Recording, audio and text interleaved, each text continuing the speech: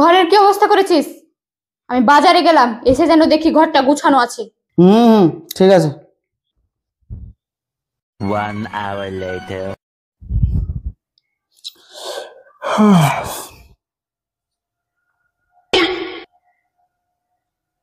আরে টাইম হয়ে গেছে মা আসার।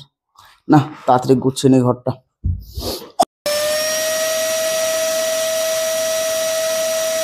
5 minutes later.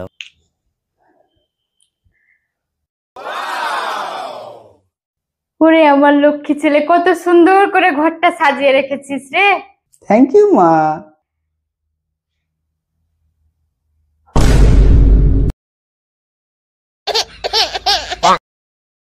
तेरा तो गेम बजाना पड़ेगा।